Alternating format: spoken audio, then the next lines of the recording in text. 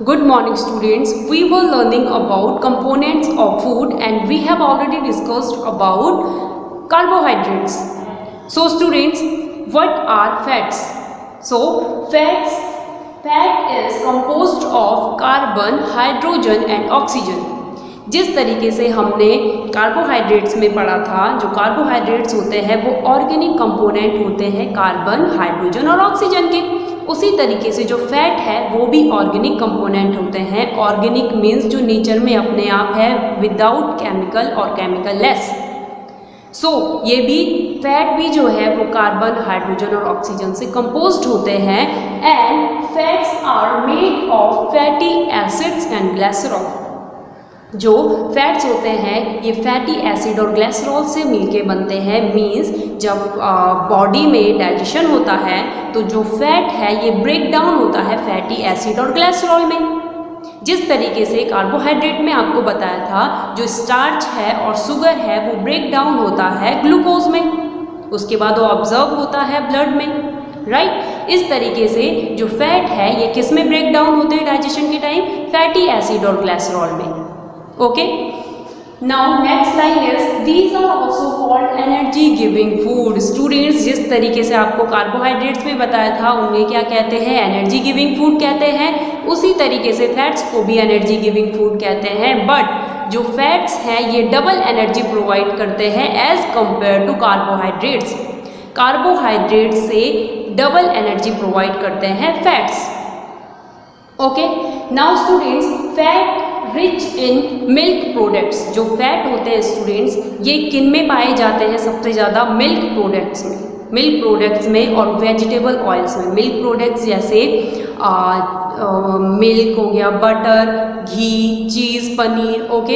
And vegetable oils, vegetable oils means जैसे mustard oil, refined oils, okay, coconut oils, olive oils, इनमें होते हैं fats, rich in fats होते हैं। Okay students, जो फैट की अमाउंट होती है एक एडल्ट बॉडी के लिए वो होती है एक दिन में 75 ग्राम फैट पर डे।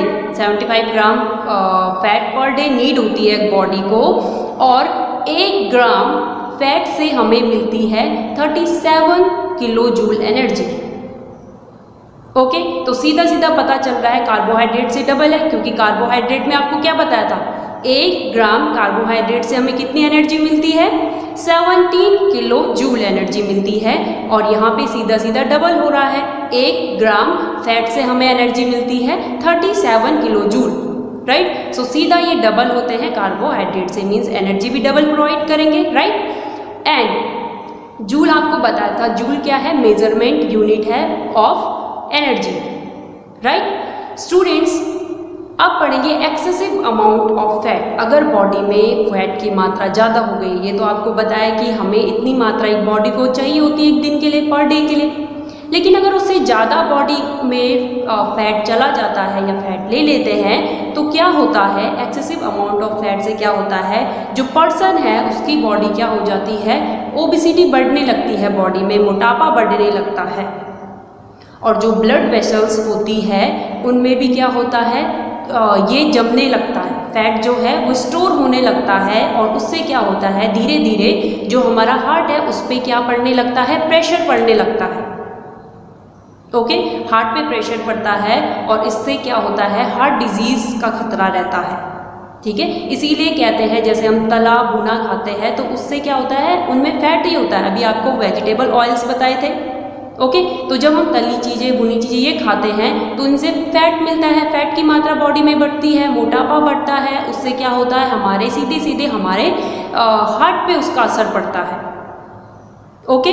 ब्लड को पंप करने में दिक्कत होती है, हार्ट को धीरे धीरे करके प्रेशर पड़ता है, उसके बाद हार्ट डिजीज़ का खतरा हमें रहता है ज़्यादा फैट लेने से, ओके।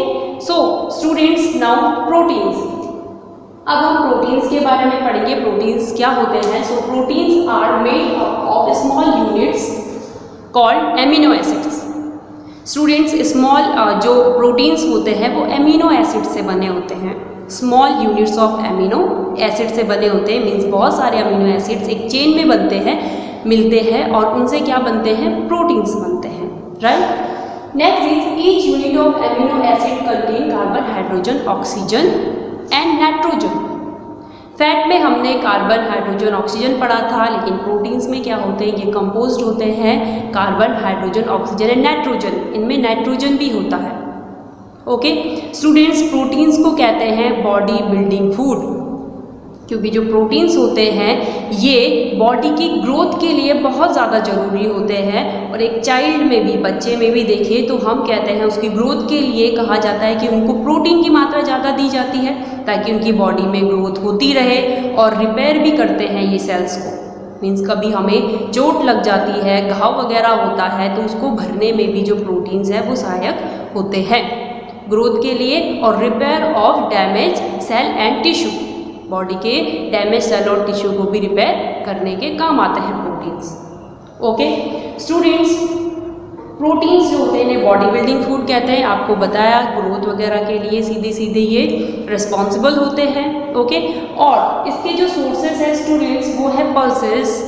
पल्सेस में सबसे ज़्यादा प्रोटीन्स मिलते हैं। सोयाबीन, ओके, मीट, एग, चीज़, फिश, मिल्क, इनसे हमें प्रोटीन मिलते हैं। ये सोर्स है प्रोटीन्स का।